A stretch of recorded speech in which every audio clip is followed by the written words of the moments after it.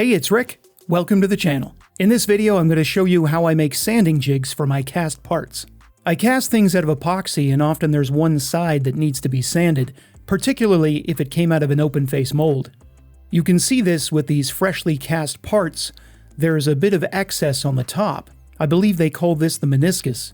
It's where the resin climbs up the side of the mold and it needs to be removed. I prefer to sand this away on a tabletop disc sander. Things get tricky though if your part has no flat or square sides.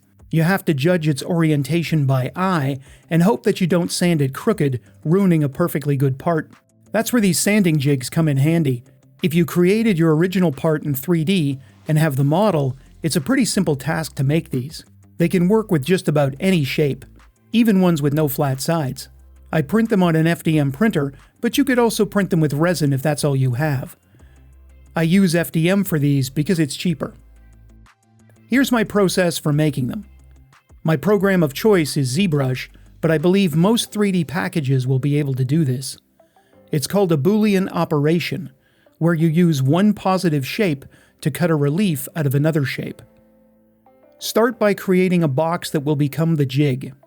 Scale it to the size you need and orient it so that it and your part intersect in a way that leaves the surface you need to sand exposed. The problem here is that the part is a cup and not a solid, so it doesn't remove a complete pocket. I'll make a cylinder and taper it to fill the hole and make the part solid.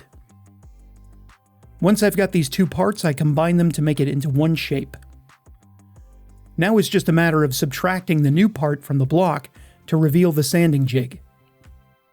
I would recommend scaling your existing part up maybe 1% before you do the Boolean, since FDM printing is not very dimensionally accurate, and this will give you some wiggle room when you place your part inside.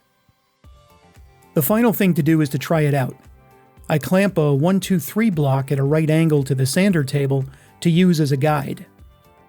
Definitely wear a respirator for this. The epoxy dust is very bad for your lungs. Well, that's it for this video. I hope it's given you some inspiration. Don't forget to hit all the buttons on your way out, and thanks for watching.